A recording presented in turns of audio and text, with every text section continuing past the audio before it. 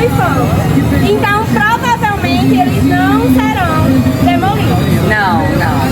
Inclusive, eu estive na cidade de vocês, eu conheço o Memorial da Resistência e é de suma importância que seja preservado, porque conta a história da cidade de vocês. Da forma que aqui também se conta a história. Então, se contar a história e podendo observar como era no passado, isso tem um grande valor, não é? Histórico, não é? E também emocional. Porque, olha, o nosso prefeito tenta revitalizar a área que eu vou mostrar para vocês, só que as famílias não querem deixar de morar nesse lugar. Não é?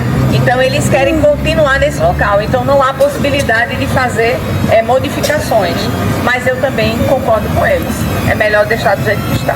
Revitalizar é uma coisa, mas retirar as famílias desse local, existe toda uma questão emocional, não é? E prática também, né? Exatamente. Exatamente. Então aqui é um local realmente que conta a história de João Pessoa e nós estamos na Cidade Baixa. E o nome do bairro, turminha, qual é o nome? Varadouro. Exatamente. Então olhem só, eu vou levar vocês para conhecer, além da praça,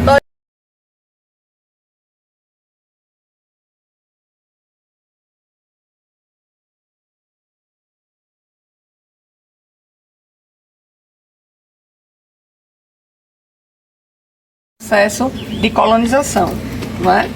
Que vem mais à frente, né, professor? Bem mais à frente. Mas o professor quer falar a respeito da nossa...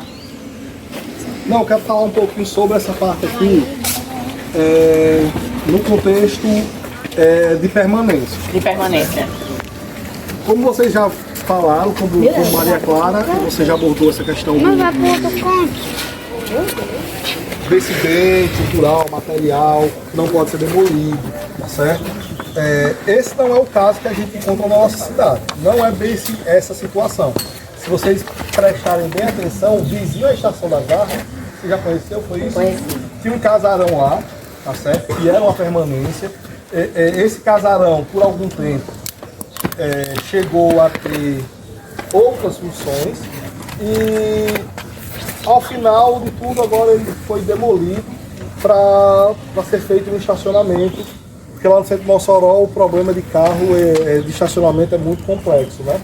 Mas quando a gente chega em Natal, quando a gente chega aqui em João Pessoa, quando a gente chega em Recife, Salvador, esse tipo de situação não acontece, tá certo? E se acontece é com bem menos frequência do que a gente encontra em Mossoró. As nossas permanências, que o professor Milton Santos chama de rugosidades, elas estão desaparecendo.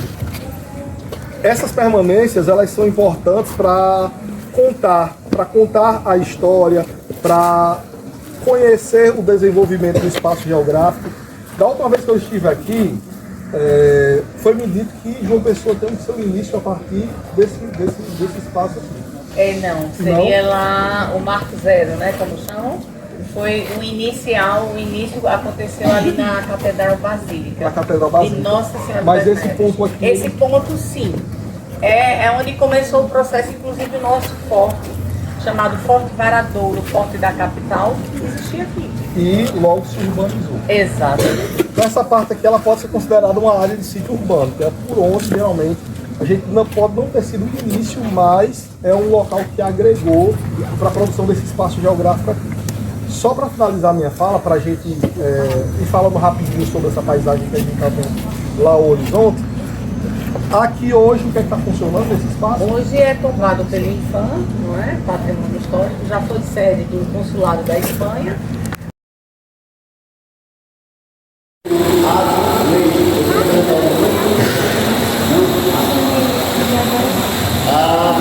Posteriormente, depois dos azulejos, isso já no século XVIII, porque foram 200 anos, certo? Para fazer tudo isso aqui, porque não foi uma obra planejada, certo? Foi uma obra que, de acordo com as necessidades, eles foram construindo, tá certo? 200 anos para tudo, de começo até o final, né? Então, já no século XVIII, segunda metade do século XVIII, eles começaram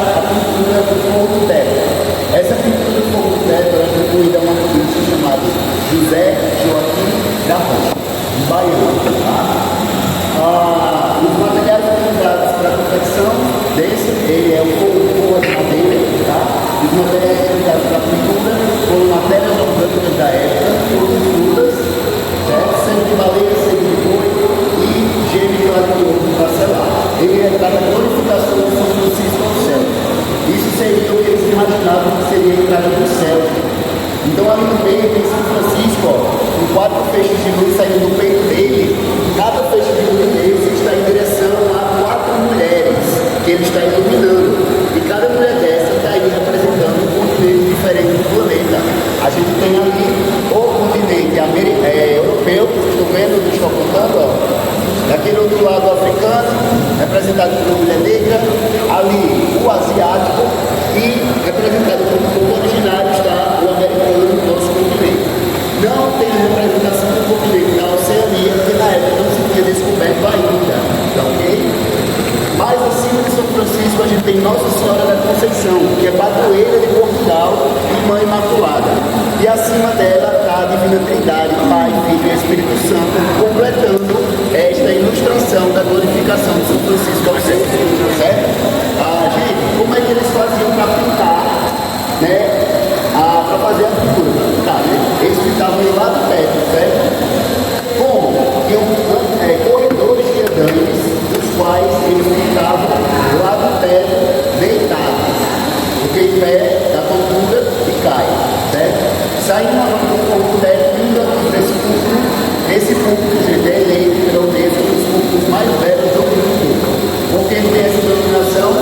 Porque ele é todo feito em madeira de cedro, certo? Policromada com folhas de ouro, tá? Barroco e rococó. Então a gente vai ver o brasão da ordem franciscana, que são 2 braços cruzados assim, ali no meio, o braço de Cristo, o braço de São Francisco, a coroa portuguesa ilustrada lá em cima. Se vocês não estão vendo aí, pode levantar aqui para cá.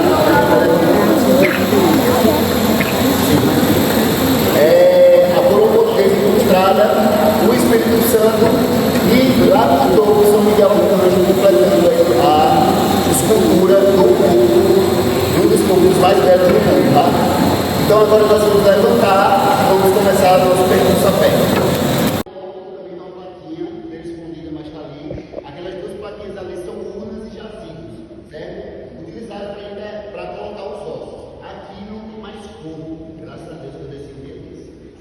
Mas ali na parede ainda tem ossos, certo? Em outras paredes também, daqui do convento, daqui da igreja, daqui do centro, tem vários nomes. Tem ossos também, certo? Agora, eu vou mostrar para vocês, eu queria só que vocês virassem um pouquinho para ver as 3 virtudes teológicas, que são a fé, lá no topo, a esperança, do lado esquerdo, e a caridade, do lado direito. As 3 virtudes teológicas, tá? E ali lá no topo tem a representação dos corpos saudados. Os materiais utilizados para a confecção desse é o fogo de madeira, tá?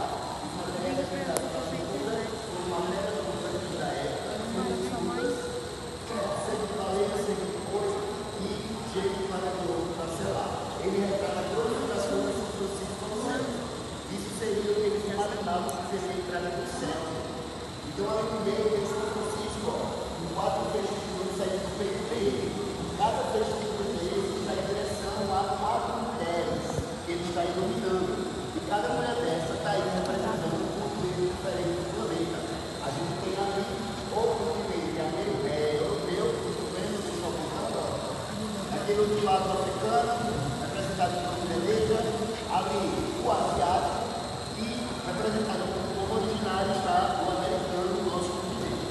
Não tem a representação do continente da Oceania,